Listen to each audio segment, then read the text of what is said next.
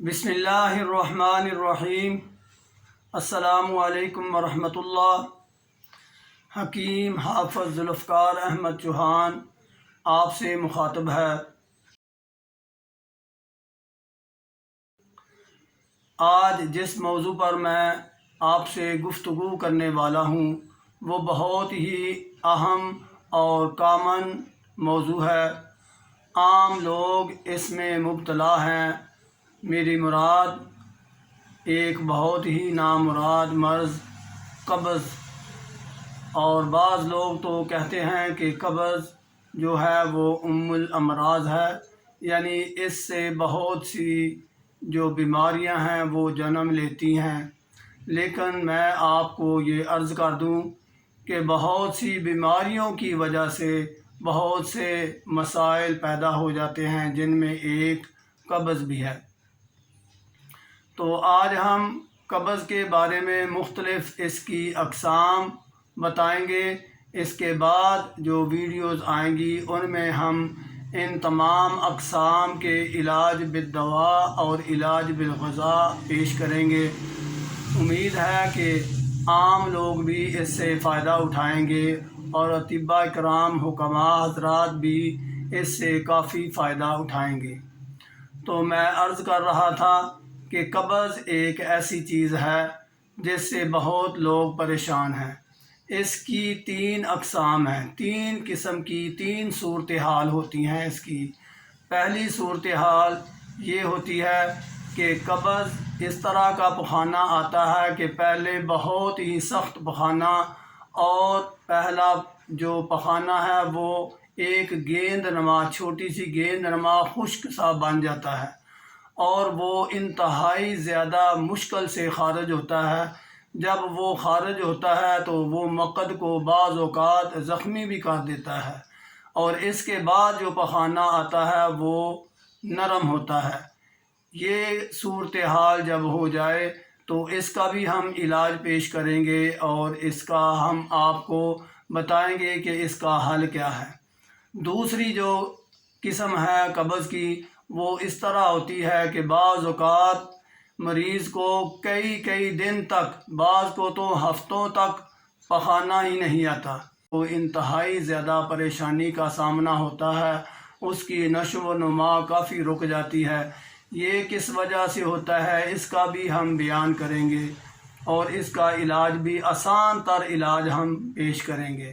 اور تیسری قسم کی جو قبض ہے اس میں یہ صورتحال ہوتی ہے کہ مریض کو پخانہ تو روزانہ آ جاتا ہے، لیکن بہت تھوڑا سا پخانہ، خشک پخانہ خارج ہوتا ہے، اور مریض کی جو تسلی ہے وہ نہیں ہوتی۔ مریض یہ سمجھتا ہے کہ ابھی پخانے کی حاجت باقی ہے، لیکن پخانہ خارج نہیں ہوتا، تھوڑا سا پخانہ آ جاتا ہے لیکن آتا روزانہ ہے قبض کے ساتھ۔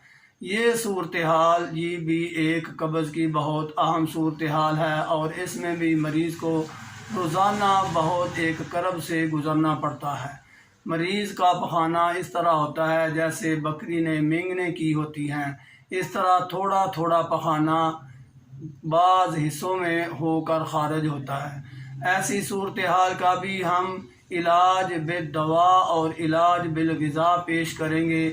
یہ ساری صورتحال قبض کی ہیں، لیکن یہ میں آپ کے گوش گزار کر دوں، یہ تمام صورتحال جتنی بھی میں نے تینوں کی تینوں آپ کے سامنے پیش کی ہیں، ان کا علاج بالکل مختلف ہے۔ ان کا علاج سیم نہیں ہے، ایک جیسا نہیں ہے، نہ ہی یہ بیماریاں ایک جیسی ہیں اور نہ ہی ان کا علاج ایک جیسا ہے۔ ان کا غذائی علاج اور ان کا دوائی علاج بھی مختلف ہے، اور مختلف ٹاپک پر ہی ہم اس کے بعد بات کریں گے، اور آپ کو آسان کر کے سمجھائیں گے کہ ان صورتحال میں سے کوئی ایک بھی اگر صورتحال ہو تو اس کا علاج ہم کیسے کریں گے، غذائی علاج کیسے کریں گے، دوائی علاج کیسے کریں گے۔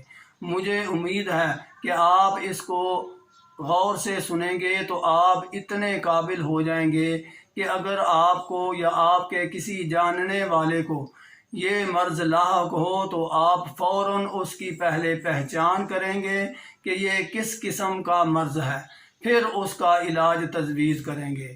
عام طور پر دیکھا گیا ہے کہ حکماء حضرات بھی بس قبض کا نام سنا اور کوئی اہم قبض کشا، تیز قسم کی قبض کشا کو مسل مریض کو دے دیا، چاہے اس سے اس کی قبض ٹھیک ہو یا نہ ہو، لیکن اس کی طبیعت ضرور خراب ہو جاتی ہے۔